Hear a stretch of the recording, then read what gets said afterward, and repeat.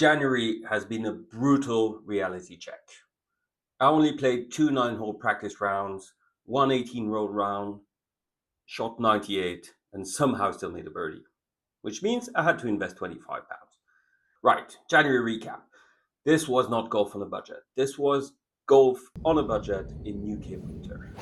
The course has been closed more than usual. The weather has been grim and wet, and I simply couldn't play as much as I planned initially. I didn't choose rest days, the UK chose them for me. But here's what I actually played: two 9-hole practice rounds at my home course, which were okay, and one full 18 at my home course as well, counting for my handicap. And on that 18, I shot 98. That's 18 over par. That was brutal. This was my first proper round back after the Christmas holidays, and it showed. You know, when you take a break and your swing comes back looking like it's been outsourced to a stranger. Yeah, that bad.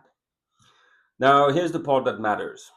If I am serious about going from 8.7 to 3, my two biggest problem that round was simple: off the tee and putting. Off the tee, it was going left and right. I had no control. And on the greens, I wasn't converting anything, even three putting a lot. So even if the rest of your game is decent, those two areas will destroy your score fast.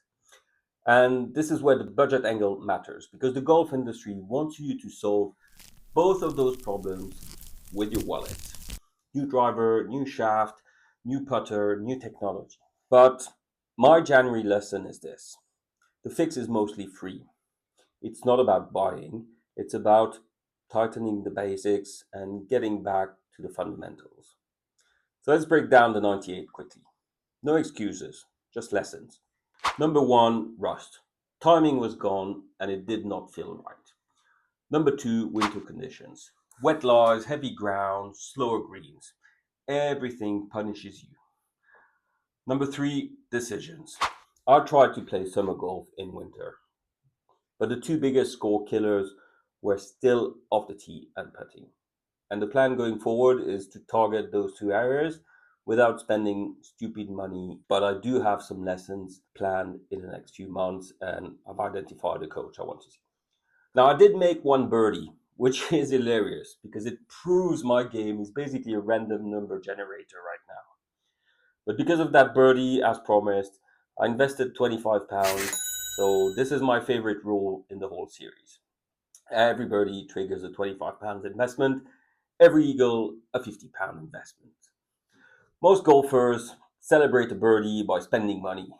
I actually celebrate by buying future freedom from the 9 to 5. And comment below, should I also do £10 for pars, or would that bankrupt me? Now let's get into the budget review for January. The first expense was my membership. I didn't pay any green fees this month because everything I played was at my home course. To keep this honest, I'm allocating 1 month of my annual membership cost into the £250 budget. So membership allocation for January was £214.58, and that includes the driving range access. Second expense, golf balls. Purchased a box of brandless golf balls at $10.99 because I don't want to lose good balls into the lake given the state of my game. Third item, but that is not counting in the expense, that is the birdie investment of £25. So the total expenses for January was £225.57 plus the £25 invested for the birdie. But the nicest unexpected surprise, I managed to get monetized on YouTube just at the end of January. So for 3 days, and I earned a grand total of, drumroll please, £5.27. I know, right? That sounds ridiculous. But hey, it's a start. I wasn't expecting anything. And maybe one day we'll pay for my golf addiction. By the way, if you'd like me to make a video in the future about the best side hustles for golfers, let me know in the comments below. Anyway, so that is a net total spend of £220 for January. That was £18 under the budget of £238.58. And this is exactly why I track it. Because if you don't track it, golf becomes the most expensive hobby you pretend is affordable. Now, the main takeaway from January is simple for me. Winter golf changes the plan. I never played in winter before, but when the course is closed and conditions are rough, you have two options. Option one, waste money chasing fixes you don't need. New driver, we see them everywhere today, new putter, new everything. Option two, use the time to build your skills that transfer into spring. And I'm choosing option two because if I want to go from 8.7 to 3, I can't keep leaking shots off the tee and giving strokes away on the greens. So here's what I'm doing instead of playing more rounds. Number one, tee game resets. Not buying a driver, not buying a shaft. I'm working on one thing, slowing down and getting the ball in play. Just boring golf off the tee. Fairway, first cut, no hero shots. Number two, putting at home. Just 10 minutes a day, start line and pace. Because putting is the easiest place to shave strokes without spending a penny. Number three, fundamentals of course management. Stop trying summer shots in winter. Take the safe target and club up. If it's not a green light, it's a layup. This is the boring stuff that saves shots, which is exactly why the golf industry never markets it. Quick reminder as well, if your first round back was a disaster, you're not broken. Winter golf is not your real golf. The ball doesn't fly the same, you get no roll, greens are slower, and you're wearing 4 layers like a duvet. So if you shot something horrific recently, you're not alone. Now for February, here's the plan.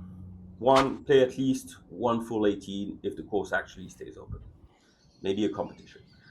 Two, two practice session minimum. Three, one putting benchmark test at the course practice green. And I'll show you the results. And four, break 90 again, because 98 is just not acceptable. And I'm going to add a little challenge if I do break 90. I'll invest an extra £100. But if I don't break it, I'm not buying any more golf gear.